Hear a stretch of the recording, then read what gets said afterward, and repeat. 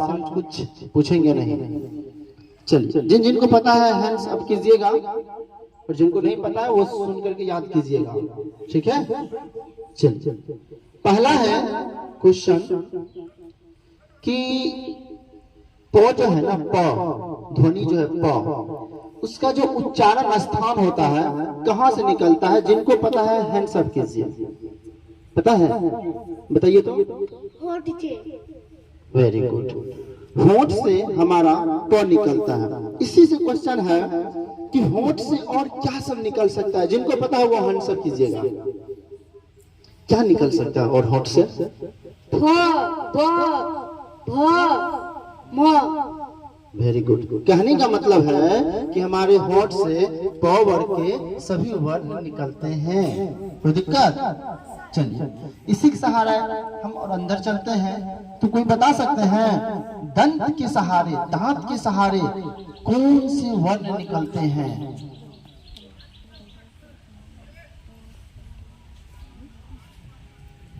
पता है? दांत के सहारे बताइए तो एक वर्ण का नाम। Very good. तो इसके अलावा और हो सकता है? इनके अलावा हो सकता है? इसके अलावा? इसके अलावा? Very good. जो ना होता है ना, उनका दो तरह से होता है, एक मूर्धा से भी निकलता है और एक दंत से भी निकलते हैं। अब बहुत बच्चे को ना मूर्धा का स्थान पता नहीं होता कि मूर्धा है क्या। तो हमारे जो जी का अगला वाला भाग है ना, उस अगले वाला भाग जो हमारे तालू के ऊपर में जब सटते हैं ना, तो उनको हम उच्चारण मूर्धा बोलते हैं, ठीक है। तो मूर्धा से निकलने वाले वर्ण कौन सब है? कोई नाम बता सकते हैं? बताइए तो क्या है? इनके अलावा और कुछ है? इनके अलावा और कुछ है? च नहीं, च नहीं हो सकता। च का स्थान क्या है? स्थान चौका है दंत से नहीं निकलता। च बोलिए। Very good. च हमारा बोलते समय च बोलिए, च। ठीक है, तालू में सट रहा है क्या? तो हमारा वो दंत से नहीं, वो हमारे तालू से निकल रहा है, ठीक है, याद रखिएगा। तो हमारा क्वेश्चन था मूर्धा से। मूर्धा से क्या सब निकला? ट, ठ, ड। बोलते टाइम ना जी को ऊपर लेके जाना है तालू के पास। ड, ढ, न। और सुनिए, ढ के नीचा में बिंदी दे देंगे तो ढा बन जाता है, ठीक ना। र, बड़ा र उसको बोलते हैं, वैसे नहीं तो बड़ा ड होता है, ठीक है। उसी तरह ढ के नीचा में बिंदी पड़ जाएगा तो ढाई बन जाता है। जैसे हम बोलते हैं पढ़ाई, तो देखो ढाई नहीं होता है, पढ़ाई होता है, ठीक ना। अब बोलेंगे ढक्कन, उस ढ के नीचे में बिंदी नहीं होता, इस बात को याद रखिएगा, ठीक है। ये सब नए आगत व्यंजन है, र, ढ। इनके अलावा आप लोग बता सकते हैं क्या कि नासिका वर्ण भी होते हैं, यानी कुछ ऐसे वर्ण होते हैं जो नाक के सहारे बोले जाते हैं। उसमें बोलते टाइम ना हमारी ध्वनि होती है ना, कुछ उसमें की मात्रा नाक से निकलते हैं, वायु। तो बता सकते हैं नासिक में कौन सा वर्ण आते हैं? आपको पता है? बोलिए। वो नासिक सारे नहीं, बोलिए तो। यस, एक है अंग, क ख ग घ अंग, पंचम वर्ण जो होता है। और है इसके अलावा? या भी है, च छ ज झ या। उसके अलावा और है? सर म भी है। इसके अलावा म है, प फ ब भ म। और है? द नहीं है। हाँ, न है। कहने का मतलब स्पर्श व्यंजन। स्पर्श व्यंजन पढ़े हैं? किसको कहते हैं स्पर्श व्यंजन? जिनको पता है हाथ हैंड सब कीजिएगा। आप पढ़े हैं? बताइए तो स्पर्श व्यंजन क्या है? इसमें एक मात्रा का समय नहीं है। आपको पता है स्पर्श व्यंजन? बताइए तो। हवा, हवा फफड़ा से नहीं, आप बताइए तो। हवा और कण से निकलने वाले ध्वनि को अनुसंध व्यंजन कहते हैं। नहीं, मेरा है स्पर्श व्यंजन। आप बताइए। जिन उच्चारण के करते समय तालु, मूर्धा, दंत व ओष्ठ को स्पर्श करें। Very good. ना परिभाषा ना क्वेश्चन में छिपा हुआ है स्पर्श व्यंजन। स्पर्श यानी कि टच करना, छूना। अब समझ सकते हो कि जब बोल रहे हैं ना किसमें छूना, किसको स्पर्श करना है। आप बोल सकते हैं जो हमारे फेफड़े से जो हवा निकल रहा है ना, वो जब निकलते हैं ना तो कभी कभी किसको टच करेगा, तो हो सकता है हमारे कान से टच होके निकले, या तालू से, मूर्धा से, दंत से, होंठ से, नाक से। इन सब में से यदि हमारा जीभ या अन्य चीज वायु टच होकर के निकलता है, तो ऐसे ध्वनि को ना हम लोग स्पर्श व्यंजन कहते हैं। कोई दिक्कत? स्पर्श व्यंजन की ना संख्या फिक्स है, इसकी संख्या इतना है, इतने ध्वनि ना निकल सकते हैं हिंदी वर्ण वाला। कोई बता सकता है कि स्पर्श व्यंजन की कितनी ध्वनियां हैं? आपको पता है कितने हैं? 25 है। कौन सा है बताइए तो? को खो गो घो ये अंग, चो छो जो झो य, टो ठो डो ढो न, तो थो दो धो न, पो फो बो भो म। चलिए वेरी गुड। का ख ग घ ङ च छ ज झ ञ ट ठ ड ढ न त थ द ध न प फ ब भ और म। इनकी संख्या 25 है। ये हमारे स्पर्श व्यंजन है। कोई दिक्कत? इसी स्पर्श व्यंजन का जो पंचम वर्ण है सभी में, क का पचमा, च का पचमा, ट का पचमा और त का पचमा और म का पचमा, इन सबको पंचम वर्ण कहा जाता है। ये सब पंचम वर्ण है। पंचम वर्ण में अंगा, या, न, म। ये सब जब भी हम बोलते हैं ना, ये हमारे जब बोलते समय ना नाक से निकलते हैं, इसलिए सबको नासिका वर्ण के अंतर्गत रखा जाता है। सिर्फ नाक के सारे नहीं निकलते हैं। स्पर्श है तो यानी कि तालु, मूर्धा, जीभ इन सब से टच होकर के निकल रहे हैं, और साथ ही साथ नाक से भी निकलते हैं। इसको हम लोग पंचम वर्ण कहते हैं। और यही सब जो है ना मात्रा में बिंदु बनते हैं, जो अंश चंद्र बिंदु, पता है ना, पंचम वर्ण ही बनता है। जैसे गंगा, टंकी, चंपा।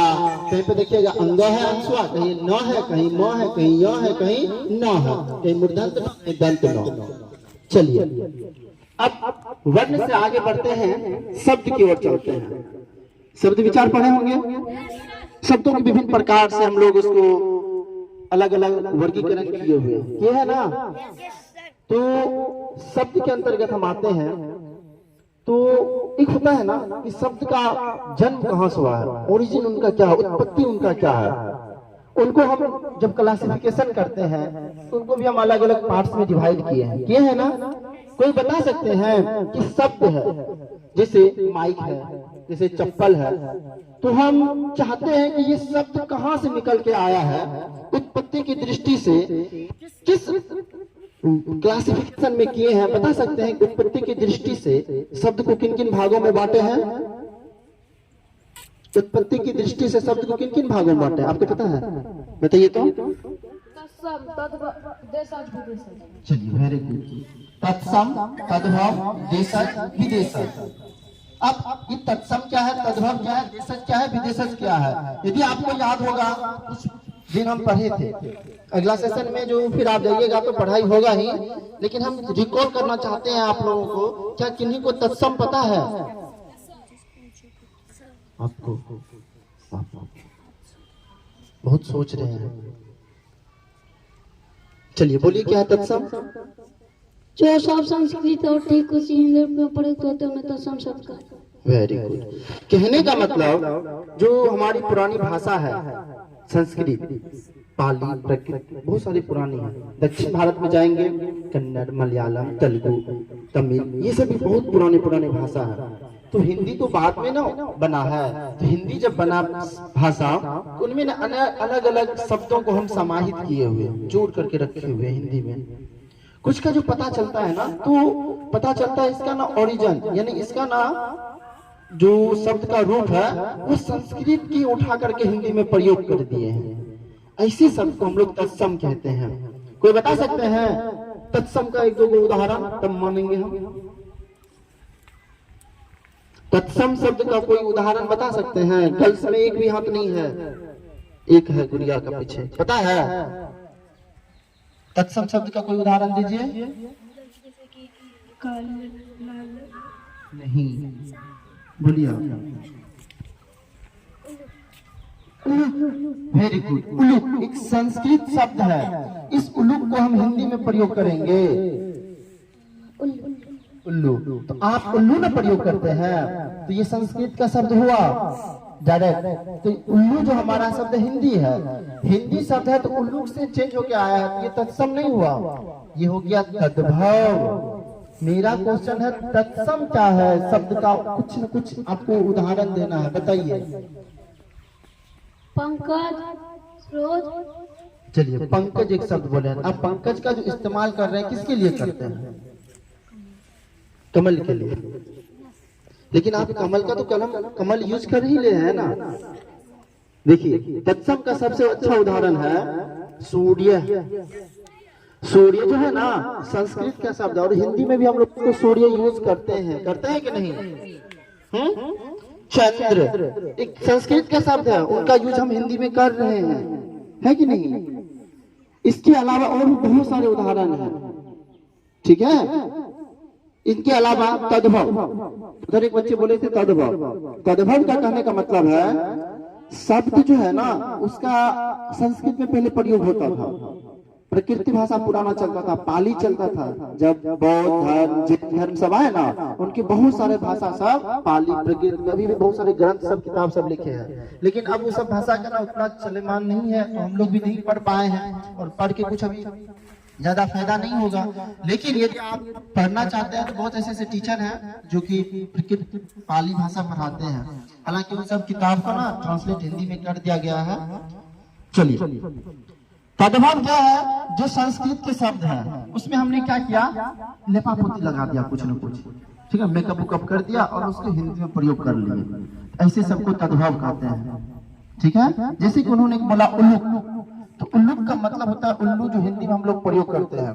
तो देखा जो व्याकरण शास्त्री सब थे ना, उन्होंने देखा ये उल्लू कहाँ से आया शब्द, तो उसको पता चला ये उल्लू ना उल्लू शब्द से चेंज होकर के आ गया है। आई बात समझ में? और कोई उदाहरण दे सकते हैं तद्भव का? बताइए राशि।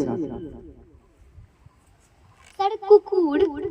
कुकुर का मतलब कुत्ता। चलिए कुत्ता। कुत्ता शब्द जो है कुकुर, संस्कृत में कुकुर, श्वान, ये सब यूज करते हैं हम लोग कुत्ता के लिए। तो देखा ये कुत्ता भी कहाँ से आया? कुकुर से आया। और इसके अलावा और कोई उदाहरण बताइए, कोई बताइए।